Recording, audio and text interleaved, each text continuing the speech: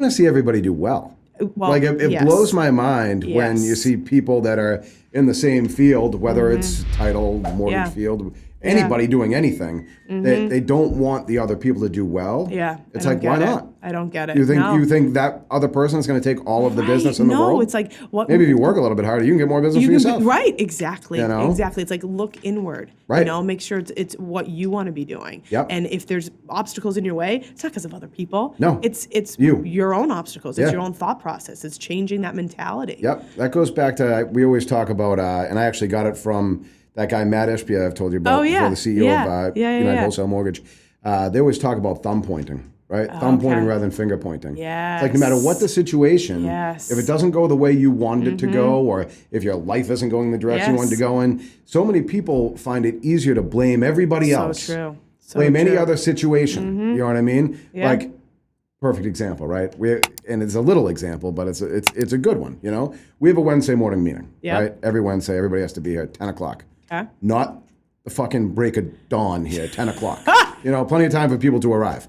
And every week, somebody comes rolling in at 10:05. Okay. Right? Okay. And this week, I'm like, Where is what's going on? You know what I mean? No, it was 10:05. One person comes walking in. He goes, oh, well, they were paving my street. Okay, they were, right? Okay, look at yourself, right? That's because you gave yourself the exact amount of time that you needed to get here. Yeah. You know? So I, in fairness, though, as we're talking about this, I'm always... Do not defend the paving of the street. I can't, if we're being authentic, being real, I'm always the 5 to 7 minute late girl. Always. And it's something that I probably need to get a handle on. In fairness, in your business... Yes. The title person? Yes. Title person, attorney? Yes. You're all 5 to 7 minutes. Okay. Oh, good. Okay, good. So I am. It's just a thing. Great. You know what I mean? So I'm at least just meeting expectations. Yeah. Anybody that does closings is 5 to 7 minutes I think I came out of the womb like this. I don't know why. You know? Do you just, let me ask you this, because Nicole does this. Do you just as you're getting ready to leave, not say, you know what, I'm going to speed up. We're getting close to the get ready to leave time. Yeah, and you just go at the same question. pace and just kind of still going. And then I'm there, and then I'm like, oh my gosh, it's so weird, I'm late. Nicole, we got to leave. We got to be there in 20 minutes. She's like, plenty of time. Don't worry about it. Don't worry about it. We'll be there. Yeah. It's totally fine. I'm stressing. That's one thing I always stress out about is you do, timeliness. and John does too. Yeah. And I get that. I do. I see it. I feel it. You guys I just are probably right. Can't You guys get are right there. about everything. I also think everything is 20 minutes away. I think Nashville's 20 minutes away. Salem's 20 minutes away. Yeah. Chelmsford is 20 minutes Yeah, away. Everywhere everything. is 20 minutes. It's 20 minutes for me to that. 20 minutes for me to that. Yeah. Everything's in a 20-minute zone. It's not. I just feel like if I have a few extra minutes, what are the things I could get done in that time frame without being early? What am I gonna do if I'm early? Which is so bad. Yeah. That's terrible. I mean, try being early for 5 minutes. The meeting, appointment, closing, whatever it is, could start on time, and then you'd have that time at the end. I know. So maybe when we do this podcast again. You were on time today. I was on time today. You were actually here at 1:15. Which was I was on a phone call though. But that's fine. But I was here. I was physically here because I came left in, earlier. He goes, is KRC out in the parking lot? I said, I don't know. I said, is she? That would be shocking if she is. She must have thought it started at 9:30. Right? Oh, John tells me all flights half hour earlier than they actually really are. What time does John, how early how early does he want to be to the airport? At least an hour. Oh, an hour? At Before least, the flight? Depending if it's Mantra or Logan, and depending on where we're going. Mm-hmm. Yesterday was his first time actually flying for work. Yeah. So he got to Logan. He had I think a 10 a.m. flight. He left super early, but because traffic is so much later, he was out before the 8s, sometime in I think the 7s or 6s. And because he was so nervous about being there on time, he was over 2 hours early for the flight because there's such there's not as much traffic. I make the family get there at least 3 hours before the flight. Oh, no, that's foolish. Yeah, no, I'm a spaz. I'm like, listen, we can get there.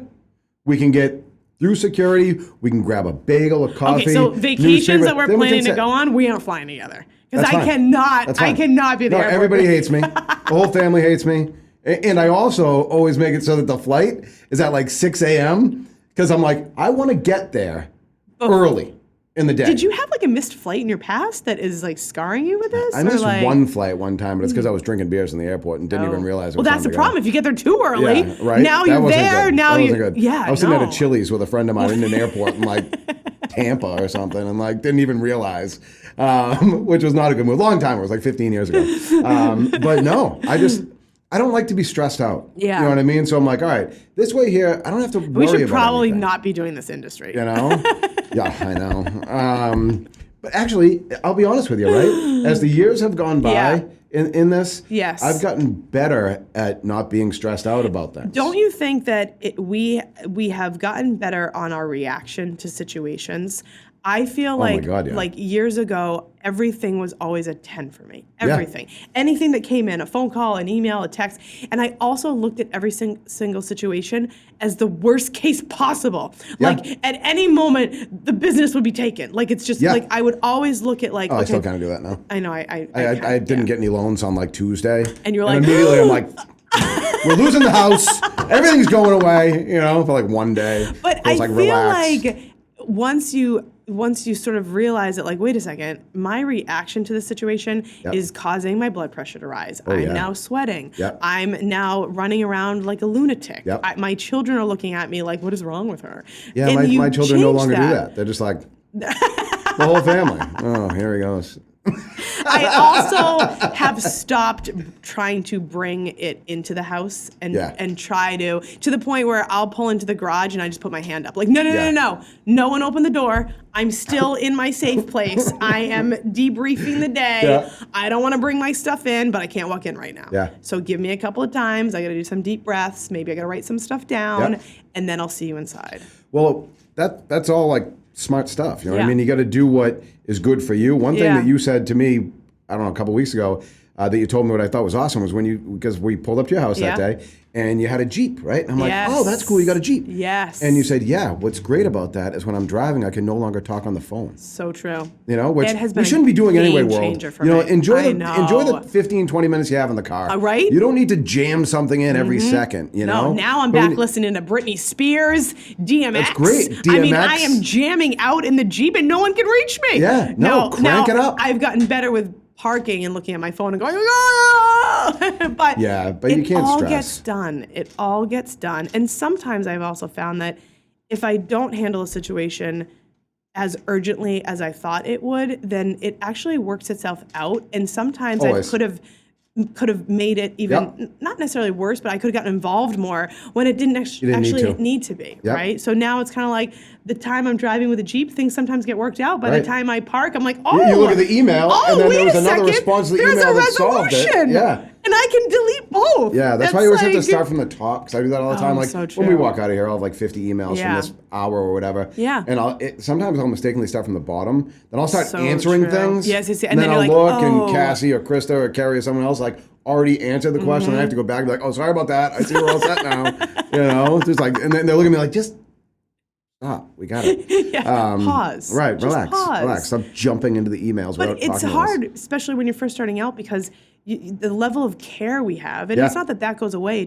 You change how you react to it, but you care so much about every transaction, about every buyer, about every seller, about every agent, every loan officer, and all the people that work for you. That that level of care can sometimes be overwhelming and emotionally exhausting. And it's just too much. It's too much. Like you're almost caring, and this sounds weird, but like more than you even need to. Yeah. Like if you're here with your caring.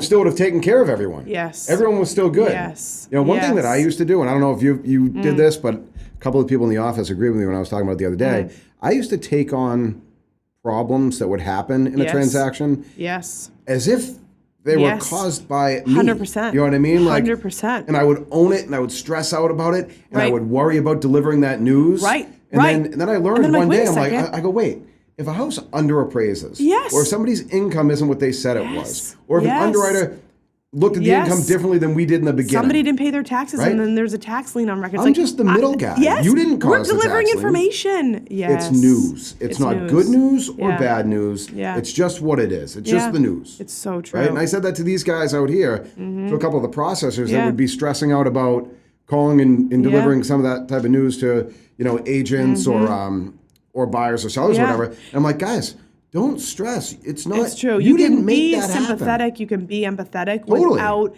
taking on and feeling that ownership and having it like land within you and cause anxiety and cause Not sleep. health and not I did sleep. that for a long time. Oh yeah.